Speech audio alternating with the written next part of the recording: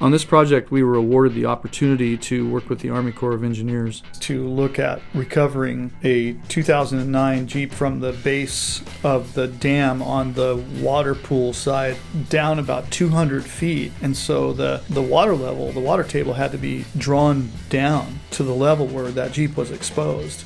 And I guess it had been in there since like 2011. The Army Corps of Engineers said, what kind of criteria do we need to use in order to choose a company to do this job? And I said, well, the entire recovery before they actually go out and do it. And we used an optical tool called a rangefinder and discovered that it was 238 feet down and out away from the wall of the dam. And it was up close to the trash gates, which the trash gates keep logs and all those kind of things from debris from going through the reservoir and down the river. We needed to bring in a specialized rappelling crew to help us with this project. So we had the unique privilege of working with an organization called High Priority Consultants. They were amazing. I did this safety briefing. We had all 3 teams together. I described in 5 phases what we were going to be doing.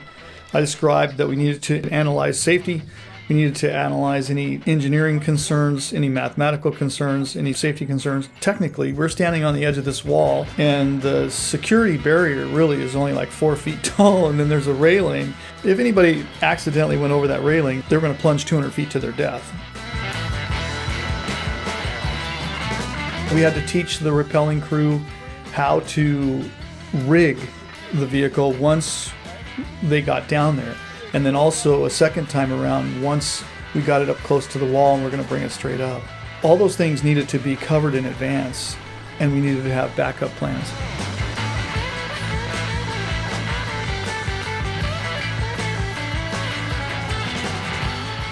The weather conditions, man, they were cold. It was really cold. The wind was probably blowing at times 7 to 10 miles an hour over the top of the dam. The fog was so thick that visibility was only about 150 to 200 feet at a lot of the times. And the sun was not shining anywhere. It was amazingly cold. It was really cold. Tow truck called a Rotator. It's called a Rotator for a reason. It has a boom on it that rotates 360 degrees around the truck. So we're able to lift off of the side, lift off of the back. And it also it's particularly an NRC, which is the product, the manufacturer name NRC 4050 composite sliding rotator. It's very specific to this kind of work. Any kind of work where you really need the advantage of lifting something and moving it from point A to point B. We used a rangefinder and discovered that we had just enough rope to reach the vehicle down there at the bottom at the base of the dam. We were able to rotate one rope like a crane over the side and down, and then we use the other rope and put a spreader bar on it, which allows us to pick up a vehicle on all 4 corners using an apparatus called a spreader bar. On our winch drums, we use on this truck, on this Rotator, we use 7/8 thick synthetic rope, which has a working load limit of almost 20,000 pounds. And then we are using lifting straps on the spreader bar. And then we use these other straps called continuous loops or infinite loops, and they are able to be wrapped around something, and they're phenomenal. I mean, the strength is like, the way we were using them is like 40,000 pounds, the working load limit. In engineering, how much line you can let out, you have to have a minimum of 4 wraps around the spool of your winch in order to actually legally safely do a pull or a winch. So the winching source has to have at least 4 wraps. Well, we were down to 7 wraps on the spool by the time we reached that vehicle. So we used an 18-foot continuous loop, infinite loop strap to compensate for that. In all the recovery work that I ever do, I always try to figure out where I want it to end up when I'm done.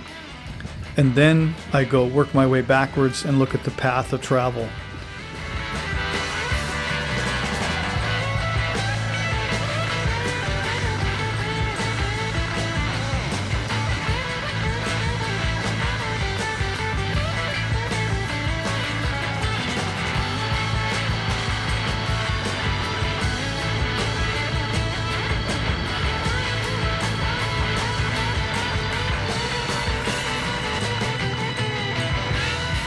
I noticed that we were going to have to get it out from where it was and work it around a very large outcropping and not touch any of that outcropping.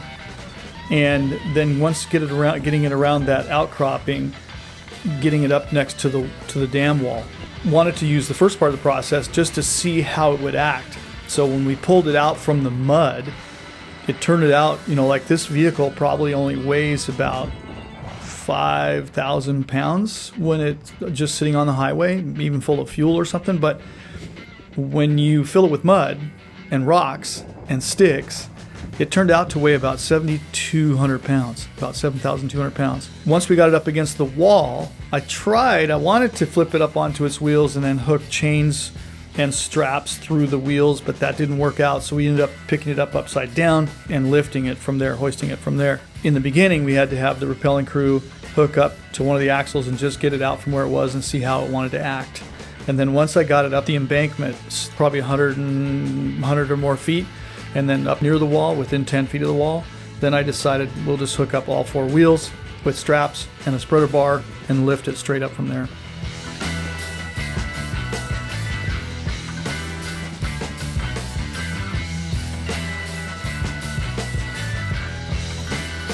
As it turned out to be, the wind actually did pick up, and I thought, man, really? But I should have known better because it always picks up around that, in that area. I kind of grew up in that area, but it always picks up in that area between 11 and 1 o'clock during the day. And sure enough, the wind started blowing the fog directly over the top of us and right through us. And I thought, wow. With the spreader bar, we left the Jeep connected with one line for safety for the rappelling crew. And the weight of the spreader bar was good enough to where we could just lower the spreader bar down with the other line. So we're using the 2 lines, one to retrieve it to the wall and one to lift it up the wall. And it turned out to be a good technique for getting it done and getting it done safely.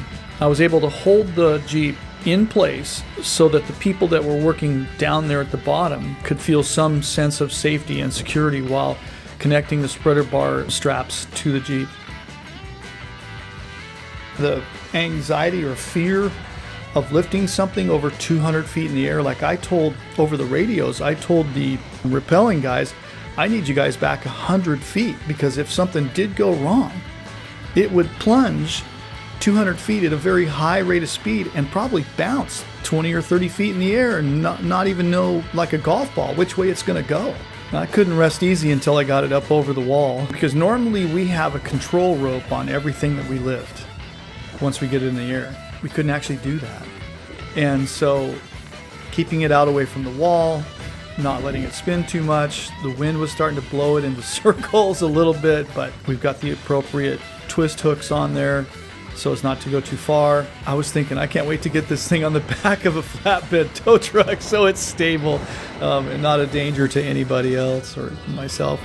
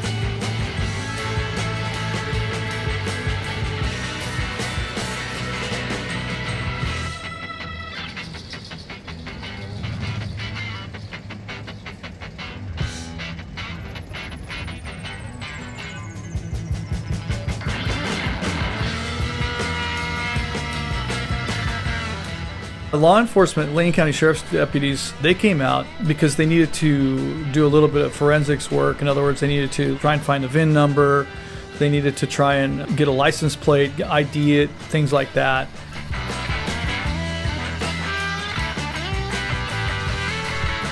In the parking lot area near the dam, Once we got it out, we uprighted it. The sheriff's deputies were able to get into it and find identification pieces.